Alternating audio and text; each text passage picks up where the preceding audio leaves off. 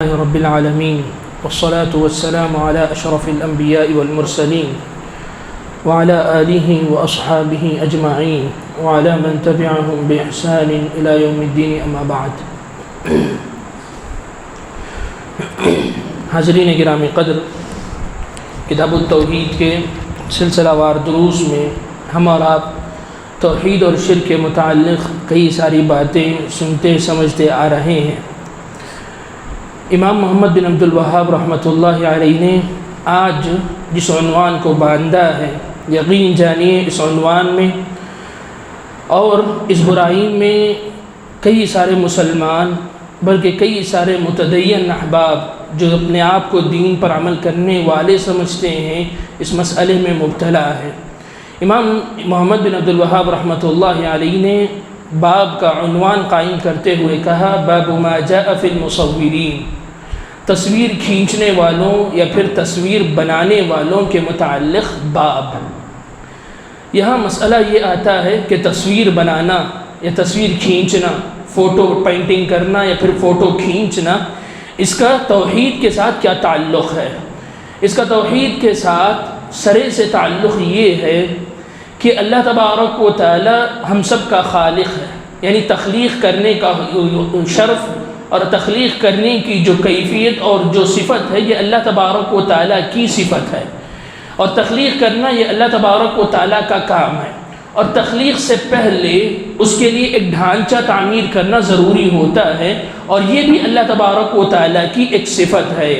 تو گویا تخلیق کے لیے کسی بھی انسان کو بنانے کے لیے تصویر کا اللہ تبارک و تعالیٰ بناتا ہے اور پھر اس کو ایجاد کرتا ہے. تو گویا جو انسان تصویر بناتا ہے، پینٹنگ کر کے کسی بھی انسان کی شکل و صورت بناتا ہے یا پھر تصویر کھینچتا ہے، وہ گویا اللہ تبارک و تعالیٰ کا مقابلہ کر رہا ہے. تو اس حیثیت سے انسان کی توحید میں یہاں پر کمی آ جاتی ہے. اور یہ بات یاد رکھیں، یہی وہ راستہ ہے جس کی وجہ سے شرک کی طرف جانا بہت زیادہ آسان ہو جاتا ہے. کیسے؟ ہم اور آپ جانتے ہیں کہ اللہ تبارک و تعالیٰ نے اس دنیا میں جو سب سے پہلے نبی کو بھیجا وہ حضرت آدم علیہ السلام تھے، اور اس وقت جتنے انسان اس دنیا میں زندگی گزار رہے تھے سب کے سب مسلمان تھے. اس وقت کوئی شرک نہیں تھا، اس وقت کوئی بدعتیں نہیں تھیں، اس وقت کوئی کافر نہیں تھا، منافق نہیں تھا، سب کے سب مسلمان تھے. شرک مسلمانوں میں داخل کیسے ہوا؟ شیطان نے راستہ یہی اپنایا کہ جو لوگ پہلے بہت زیادہ نیک ہوا کرتے تھے، وہ لوگ جب انتقال کر گئے، بعد والوں کے پاس شیطان آتا ہے اور ان سے کہتا ہے کہ یہ تمہارے باپ دادا تھے جو بہت زیادہ عبادتیں کیا کرتے تھے، عبادتوں میں یہ تمہارے لیے نمونہ ہے. تو اس لیے میرا مشورہ یہ ہے کہ ان کی عبادت سے سبق حاصل کرنے کے لیے تم ان کی تصویریں بنا لو. ان کی تصویریں بنا کر جہاں تم عبادت کرتے ہو وہاں ان کو لٹکا لو، چسپاں کر لو. مقصد کیا ہے؟ مقصد ان کی عبادت کرنا نہیں، بلکہ ان کو دیکھ کر تمہارے دل میں ایک جذبہ آئے گا، ایک شوق آئے گا کہ یہ تو بہت زیادہ عبادت کرنے والے لوگ تھے، ہم بھی عبادت کر کے ان کے مقام و مرتبے کو پا لیں. تو لوگوں نے اس بات کو تسلیم کر لیا. تو بعد میں آنے والی نسلوں نے یہ سوچا کہ ہمارے والدین جو ہیں ان کو دیکھ کر عبادت نہیں کیا کرتے تھے بلکہ انہی کی عبادت کیا کرتے تھے. تو اسی وجہ سے یہ تصویریں اور یہ فوٹوز بعد میں جا کر بتوں کی شکل اختیار کر لی گئی اور بعد میں ان کی عبادت شروع ہو گئی. تو یہ تصویر یہ ہے، یہ شرک کی طرف لے جانے والا ایک بہت ہی بڑا راستہ ہے. اس لیے شریعت اسلامیہ اس سے ہمیں اور آپ کو روکتی ہے. تصویر کے سلسلے میں پیارے نبی صلی اللہ علیہ وسلم سے 5-6 حدیثیں آئی ہیں. میں آپ کے سامنے سرسری طور پر پڑھتا ہوں کہ اللہ کے نبی صلی اللہ علیہ وسلم نے اور خود اللہ تبارک و تعالیٰ نے اس کے متعلق کیا حکم دیا ہے. حضرت ابو ہریرہ رضی اللہ عنہ سے روایت ہے، رسول اللہ صلی اللہ علیہ وسلم نے فرمایا، قال اللہ تعالی، اللہ تبارک و تعالیٰ کہتا ہے، یعنی حدیث قدسی ہے، اللہ تبارک و تعالیٰ خود بیان فرماتے ہیں، وَمَنْ أَظْلَمُ مِمَّنْ ذَهَبَ يَخْلُقُ كَخَلْقِي، اس سے بڑا ظالم آدمی کون ہو سکتا ہے جو میری طرح پیدا کرنے کے لیے جاتا ہے، جو میری طرح تخلیق بنانا کی کوشش کرتا ہے. اس کے بعد اللہ تبارک و تعالیٰ نے فرمایا فَلْيَخْلُقُوا ذَرَّةً أَوْ لِيَخْلُقُوا حَبَّةً أَوْ لِيَخْلُقُوا شَعِيرَةً، اگر آدمی کو میرا مقابلہ کرنا ہی ہے، تصویر بنانے میں میرا مقابلہ نہیں کر سکتے، لیکن میرا مقابلہ آدمی کو کرنا ہی ہے، تو ایسی صورت میں اگر آدمی کے اندر ہمت ہے تو آدمی ایک ذرہ بنا کر پیدا کر کے بتائے، ایک ذرہ خود سے بنا کر بتائے، یا پھر اللہ تبارک و تعالیٰ نے فرمایا جو کا جو حصہ ہوتا ہے، جو کا جو دانہ ہوتا ہے اس کو بنا کر دکھلائے، یا پھر اس طریقے کی دیگر چیزیں بنا کر دکھلائے، تب مانا جائے گا کہ یہ میرا مقابلہ کر رہا ہے۔ یعنی اللہ تبارک و تعالیٰ یہ بات اس حدیث میں سمجھانا چاہ رہا ہے کہ تصویر کشی کے ذریعے سے یا پھر تصویر بنا کر میرا مقابلہ تو نہیں کر سکتے تم لوگ۔ اگر حقیقت میں تمہیں میرا مقابلہ کرنا ہے تو ایسی صورت میں بنا کر دکھلاؤ، جیسے میں جو پیدا کرتا ہوں اس طریقے سے تم بھی پیدا کر کے دکھاؤ، جیسے میں ذرات کو بناتا ہوں اس طریقے سے تم بھی پیدا کر کے دکھاؤ، جیسے میں بیج نکالتا ہوں زمین سے، یا پھر بیج ایک شکل درخت سے نکل کر ایک بیج حقیقی معنوں میں ہمارے سامنے ہوتا ہے، اس طریقے کا بنا کر بتاؤ، تب جا کر میرا مقابلہ ہو سکتا ہے۔ مطلب یہ کہ جو آدمی تصویریں بناتا ہے حقیقت میں وہ اللہ تبارک و تعالیٰ کا مقابلہ کر رہا ہے، اور کون اللہ تبارک و تعالیٰ کے مقابلے میں کامیاب ہو سکتا ہے۔ یہ پہلی حدیث رہی۔ دوسری حدیث امام بخاری مسلم رحمہ اللہ کے پاس ہیں، حضرت عائشہ رضی اللہ عنہا سے روایت ہے، پیارے نبی صلی اللہ علیہ وسلم فرماتے ہیں اشد الناس عذابا یوم القیامہ الذین یضاہئون بخلق اللہ، قیامت کے دن سب سے سخت ترین عذاب کے مستحق لوگ وہ ہوں گے جو پیدا کرنے اور بنانے میں اللہ تبارک و تعالیٰ سے مشابہت کرتے ہیں۔ یعنی جیسے اللہ تبارک و تعالیٰ نے کسی انسان کو بنایا ہے اس طریقے سے یہ بھی پینٹنگ کے ذریعے سے، تصویر کے ذریعے سے بنانا چاہتے ہیں، تو یہ گویا اللہ تبارک و تعالیٰ کی مشابہت اختیار کرنا چاہتے ہیں، تو ان سے بڑا عذاب قیامت کے دن کسی اور کو نہیں دیا جائے گا۔ تیسری حدیث صحیحین میں ہے، حضرت عبداللہ ابن عباس رضی اللہ عنہما سے روایت ہے، پیارے نبی صلی اللہ علیہ وسلم کو انہوں نے فرماتے ہوئے سنا کل مصور فی النار، ہر تصویر بنانے والا اور ہر تصویر کشی کرنے والا پورے کے پورے جہنم میں جائیں گے۔ یجعل له بكل صورة صورها نفس، اس دنیا میں جو کوئی اس نے تصویر بنایا اس کو اللہ تبارک و تعالیٰ ایک جاندار چیز بنا دے گا، اس میں اللہ تبارک و تعالیٰ جان ڈال دے گا، اور اسی کے ذریعے سے اللہ تبارک و تعالیٰ اس کو عذاب دے گا۔ آدمی نے کوئی بھی چیز بنائی، کوئی جانور بنایا، کسی انسان کی شکل بنائی،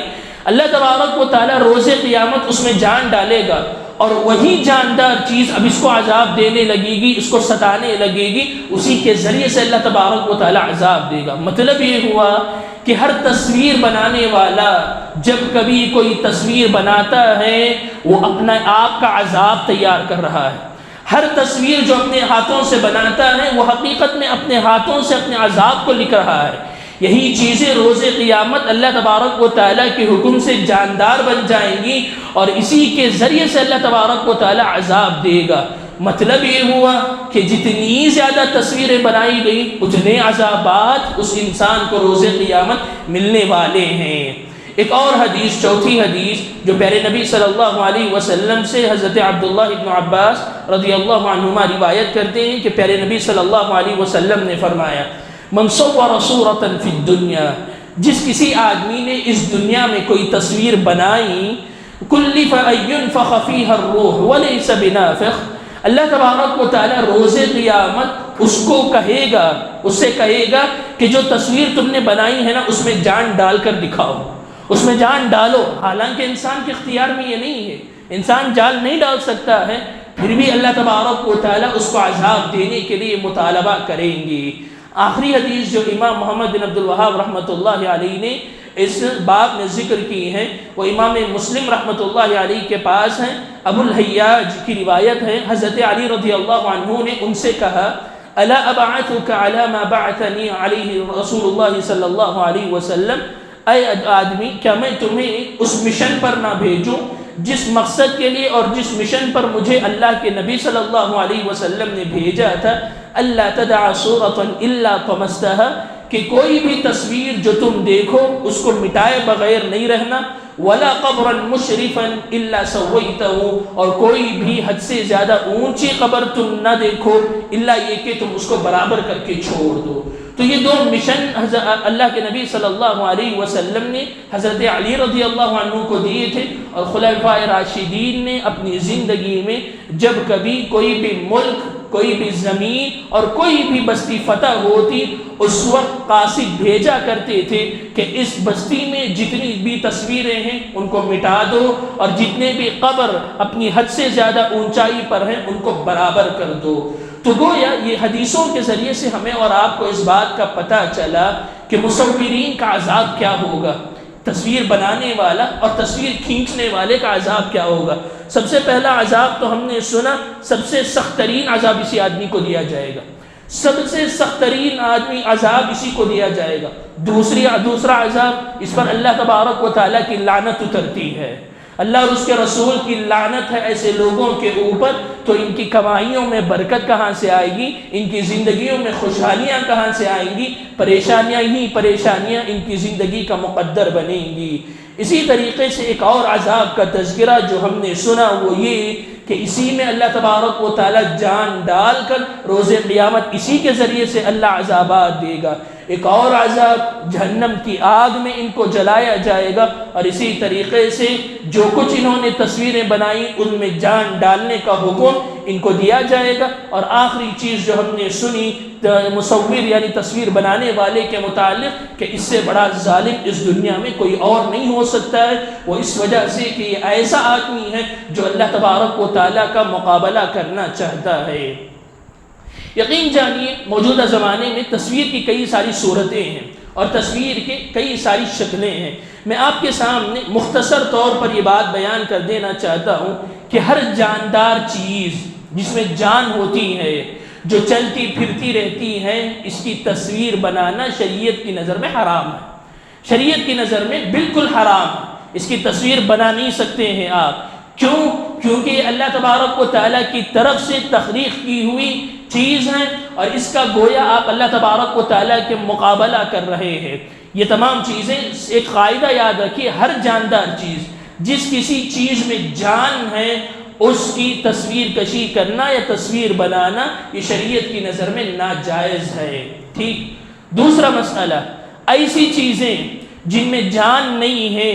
اور جن کا چلنا پھرنا عام نہیں ہے، جن میں اللہ تبارک و تعالیٰ نے جان نہیں رکھی ہے، اس کے متعلق علماء کا اختلاف ہے۔ مطلب یہ ہوا کہ اس میں سے بعض چیزیں ایسی ہیں جو پروان چڑھتی ہیں، جیسے درخت ہیں، یہ بڑھتے رہتے ہیں یا پھر گھٹتے رہتے ہیں، تو اس طریقے کی چیزوں کے متعلق علماء کا اختلاف ہے۔ کیوں؟ اس لیے کہ اوپر کی حدیث میں ہم لوگوں نے سنا نا، اللہ تبارک و تعالیٰ نے کہا اگر آدمی کے اندر ہمت ہے، کوئی ذرہ بنا کر دکھائے، کوئی بیج بنا کر دکھائے، کوئی جو کا ٹکڑا بنا کر دکھائے، یہ چیزیں جو ہیں بڑھنے والی ہوتی ہیں، نشوونما پانے والی ہوتی ہیں۔ اس لیے علماء کا ایک طبقہ کہتا ہے کہ ایسی چیزیں جو پروان چڑھتی ہیں، جو بڑھتی ہیں، ان کی تصویر کشی کرنا، ان کی تصویر بنانا بھی ناجائز ہے، لیکن علماء کا ایک طبقہ کہتا ہے کہ نہیں، یہ جائز ہے۔ اب رہا مسئلہ ایسی چیزیں جو پروان نہیں چڑھتی ہیں، مثال کے طور پر نہر ہے یا پھر کوئی پہاڑ ہے، ایسی چیزیں جو پروان نہیں چڑھتی ہیں،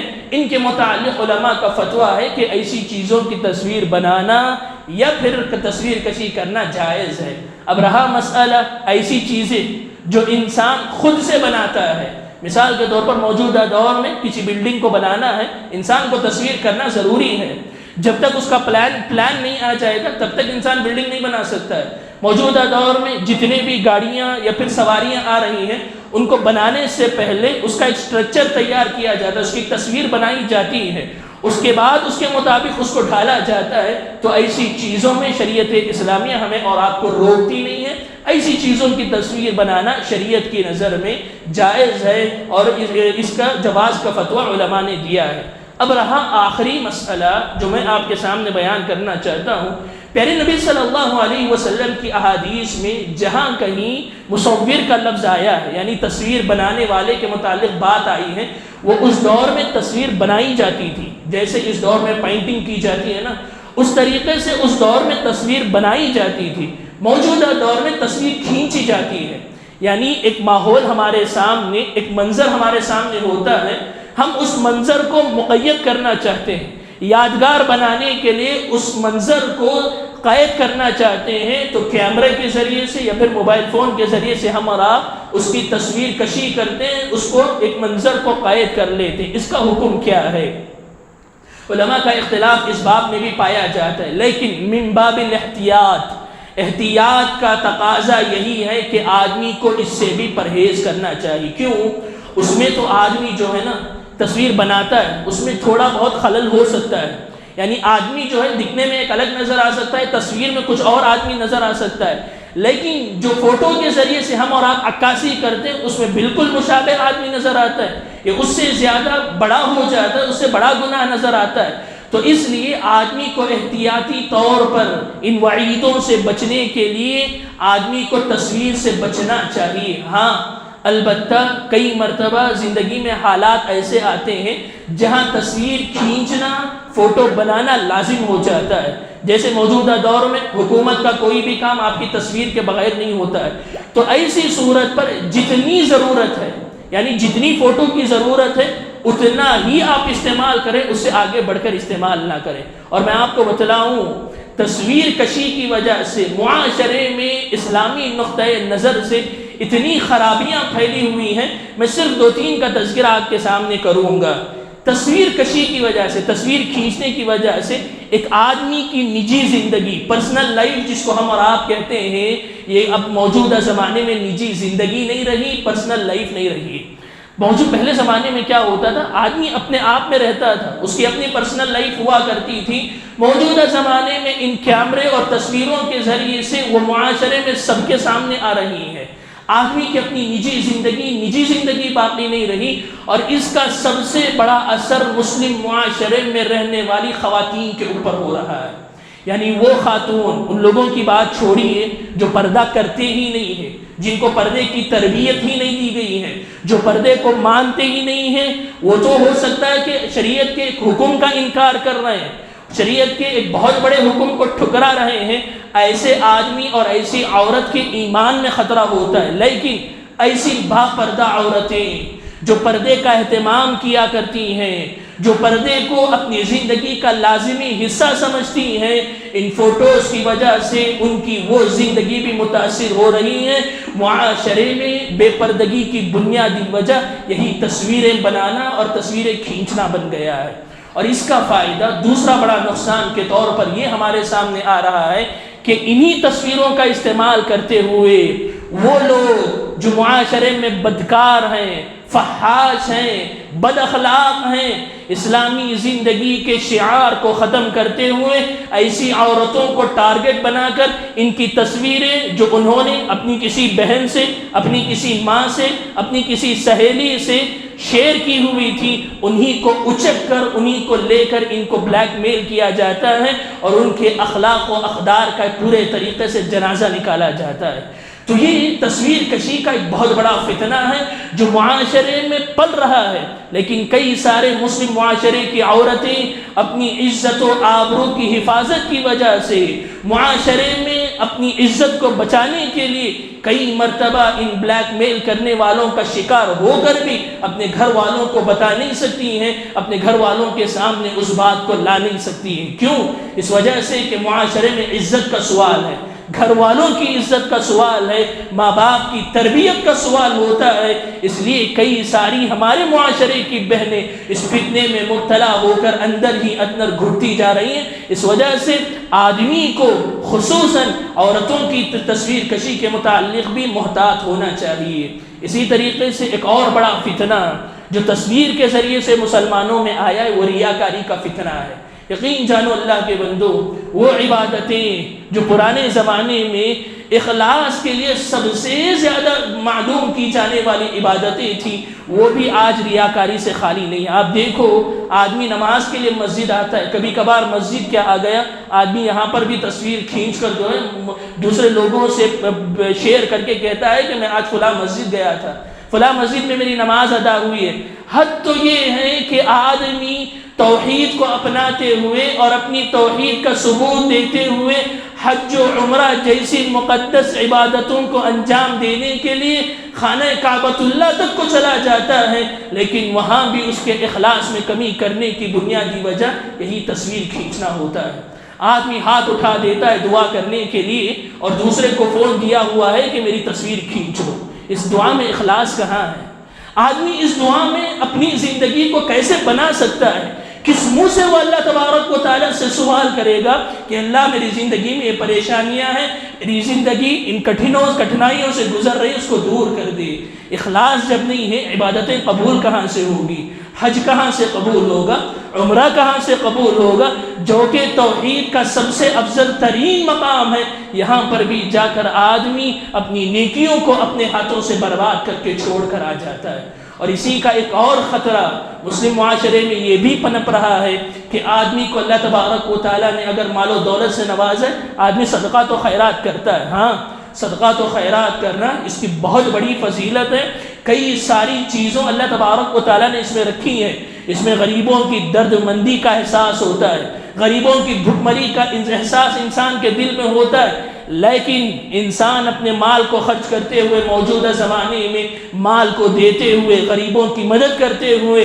جہاں تصویر کھینچ کر اپنی نیکیوں کو برباد کر رہا ہے، وہیں پر سامنے رہنے والے غریب کا دل بھی دکھا رہا ہے۔ یقین جانو، تصویر کھینچتے ہوئے جب آپ کسی کو مال دیں گے، اس آدمی کی مجبوری کا فائدہ آپ اٹھا رہے ہیں، اس آدمی کی مجبوری کو پورے معاشرے کے سامنے آپ لا رہے ہیں۔ اس کی خودداری وہاں پر چلی جاتی ہے، اس کی خودداری کو وہاں پر ٹھیس پہنچتی ہے، تو اس سے اللہ تبارک و تعالیٰ آپ کو اجر و ثواب کہاں سے دے گا؟ اس لیے شریعت اسلامیہ ہمیں اور آپ کو یہی تعلیم دیتی ہے کہ جہاں تصویر بنانا اور تصویر کھینچنا یہ شرک کی طرف لے جانے والا راستہ ہے، وہیں پر معاشرے میں بہت ساری بد اخلاقیاں اس سے پیدا ہوتی ہیں۔ وقت ضرورت اور بقدر ضرورت، جتنی ضرورت ہے اتنا ہمیں اور آپ کو اس کا استعمال کرنا چاہیے، اس سے زیادہ استعمال ہمیں اور آپ کو گنہگار بنا کر چھوڑتا ہے۔ اللہ تبارک و تعالیٰ سے دعا ہے کہ اللہ تبارک و تعالیٰ ہمیں اور آپ کو شریعت اسلامیہ کی ان باتوں کو سمجھتے ہوئے